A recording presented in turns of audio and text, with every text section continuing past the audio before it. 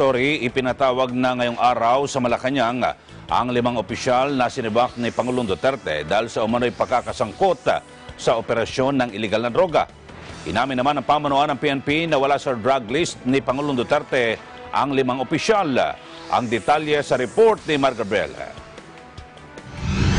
Pasado alas 2 ng hapon ang umalis sa Campo Crame ang 5 opisyal ng Bacolod City Police na sinibak ni Pangulong Rodrigo Duterte dahil umano sa pagkakasangkot sa operasyon ng iligal na droga.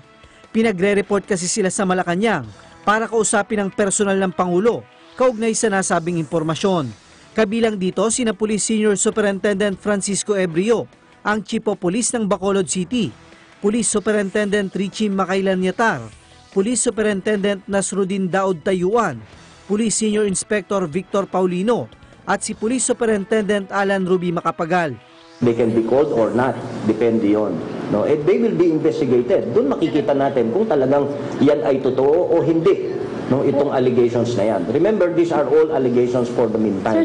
Ayon sa PNP, ang naturang impormasyon ay nagmula sa kanilang counterintelligence unit na patuloy na nagsasagawa ng background investigation sa higit 1,000 pulis na pinaniniwala ang sangkot sa mga iligal na trabaho.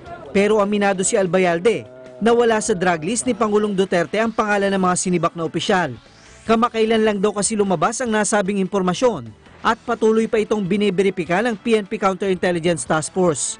Wala tayong sigurong para karapat at para questionin yung desisyon ng ating Pangulo because we all know for a fact that the President has unlimited sources of information also, not only coming from the Philippine National Police.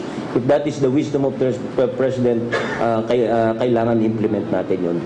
Pero pagtitiyak ni Albayalde, bibigyan nila ng due process ang naturang mga opisyal. They will be afforded due process also. Hindi naman porke na-relieve sila, they'll be guilty already. Ang ano dyan is yung relief kasi is an administrative relief. No? It's a preventive pending the conduct of the investigation. Hindi naman outright dismiss sila from the service. Sasailalim daw sa masusing investigasyon ng PNP-CITF ang naturang mga opisyal upang malaman kung totoong sangkot sila sa iligal na droga. Malalaman din daw sa investigasyon kung sino-sino pa ang mga posibleng kasabwat nila.